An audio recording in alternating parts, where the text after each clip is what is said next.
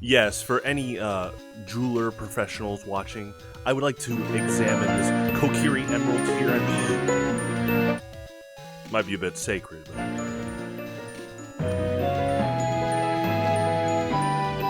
let's just say it was a kind gift. Not from the Deku Tree, but my stepsister Morgan. Thank you. Now, we might also need a wizard, witch, to examine the magical powers. So, if I find one professional in each division here, let's talk. Should be fine. Could help save the world. All that good stuff. I've talked in the past about Yu-Gi-Oh! And how it really helped kids find a hobby in the form of what looked like just a toy at first, right? Cards, trading cards are often seen, again, as a collective hobby. But Yu-Gi-Oh! Had a competitive edge to it, just like the other two of the big three, Magic the Gathering and Pokemon. I've also talked about how toys like Legos play such a big factor in the replayability of a toy.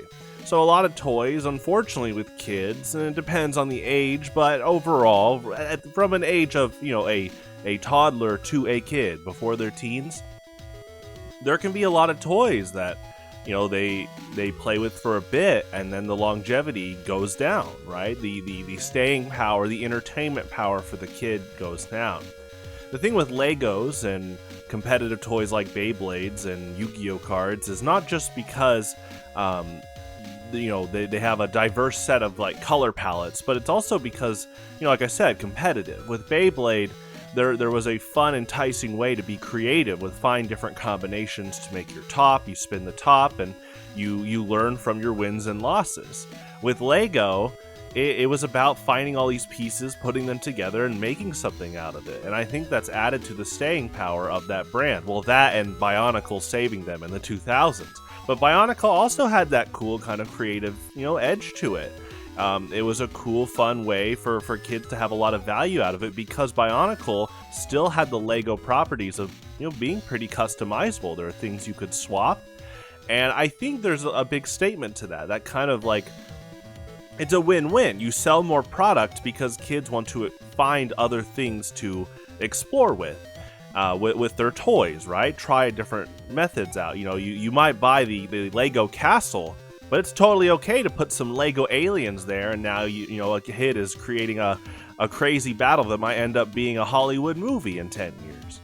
And so with Yu-Gi-Oh, they take what is a sandbox. Like any card game, like Pokemon, Magic, they start in a sandbox. And they're like, okay, here's our cards we're starting out with, and now you can make decks from these cards. But one thing I appreciate about Yu-Gi-Oh compared to Magic and Pokemon, and while I love Magic and Pokemon, their standard formats go off rotation. And so every year, on average, they rotate out a few sets. So the cards you bought a few years ago won't be legal for tournament play.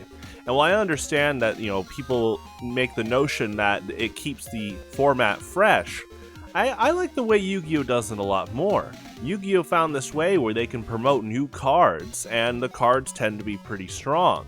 They're selling product, but they never leave the old cards out. The only times they do is if they reach the ban list or the restricted list. But other than that, Yu-Gi-Oh turned their sandbox into a thriving beach with hotels and places to party. And I love that people can rejoin Yu-Gi-Oh, like my good friend Josh Breedlove, and he main decked Gravekeepers. And all these years later, he's talking to me about wanting to play again, and look, Gravekeepers are right there. And there's all these new things around Gravekeepers you can play. There's a new format called Genesis that was announced, and our community has been enjoying those tournaments. It's fun brainstorming all these different ideas to play with the cards that have existed in the early 2000s in the United States and many other countries. And it's awesome. It's cool to see old friends still bring up, like, oh, Yu-Gi-Oh's still around, and they find out that the cards they own, for the most part, are legal to use. And not only that, but I always use the Hunter Spider example. I love the monster Hunter Spider in Yu-Gi-Oh! It's a level 5 normal monster, right? It's an insect with an earth attribute. And it's crazy how every single distinct aspect of that monster has cards that combo with it. So it's an insect, it's a normal monster, it's an earth attribute, level 5, its stats. All those things have other cards that complement what Hunter Spider is. So Hunter Spider is super distinct. Even their names become distinct. Dark Magician, being one of the most iconic, not just monsters in Yu-Gi-Oh, but in general, by being named Dark Magician, gives him access to so many cards that complement that. You know, in the world of archetypes, you know, I play Ocean Dragon Lord Neo Daedalus, who uses the card Yumi for his effect. Yumi has a lot of cards that combo with it. And then in turn, I use the Atlantean and the Mermail monsters to be a really great engine to help support Neo Daedalus. And by having Atlantean and or Mermail in your name alone, already grants you a lot of attributes, and I think it's a genius. It's a genius way to implement card design, because again, this now beach that came from a sandbox has so many players finding fun and creative ways to use cards from so many years for their deck. And again, while the meta in Yu-Gi-Oh often shows a lot of newer cards, it's really cool that people are constantly exploring older cards to either combat or support the newer cards. I hope that Pokemon and Magic, well, Magic, I say that I hope that Pokemon and Magic can learn from the beauty of just a big card pool, because Magic thankfully does have an official format where it's basically unlimited, with one of each card in EDH, which is really cool. I give them a lot of props for EDH starting as like a fan format and then them creating that as an official format. Pokemon has tried with Expanded, and it's still around. Props to them. The ironic part is Expanded starts where, in my opinion, the game kind of went a bit off rails from its potential. I think in Gen 4, Pokemon really was at its apex of game design with all these option slots. But Expanded is a nice turn on the right path. And of course, the other thing you have to tackle with Pokemon is to win the game is you get 6 knockouts. So as the game goes on, as more Pokemon are printed with higher HP and damage numbers in general, it starts to create a natural numbers divide with the older cards. Yu-Gi-Oh! Kind of lucked out to where even if a monster has a ton of stats everywhere, there's all these cards that can counter that card. And again, all these aspects of a card, one card alone can be comboed with other cards. It's awesome. Last week I was playing Super Ancient Deep Sea King Coelacanth, and he has an effect that lets you special summon as many level 4 lower fish monsters from your deck when you discard a card from your hand.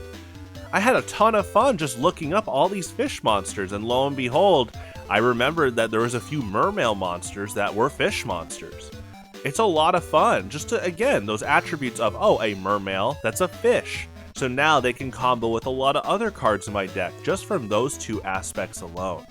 I think Konami was onto something, and they continue to thrive in competition with the other two big card games, because there is that fun legacy attribute of Yu-Gi-Oh! Being able to use older cards and use newer cards to support those older cards and constantly find different ways to play the game. Again, I love Magic, I love Pokemon, I love that Magic's using EDH. I'm glad that all three are thriving, and I think there's a lot to learn for future game designers to look at starting out with a sandbox in your game, and then pushing your players to just be so creative with the tools around them that sandbox turns into an entire beach with things that want to surround the beach. And it continues to thrive with people enjoying it, enjoying your game, and enjoying times with their friends and family. I love Mondays.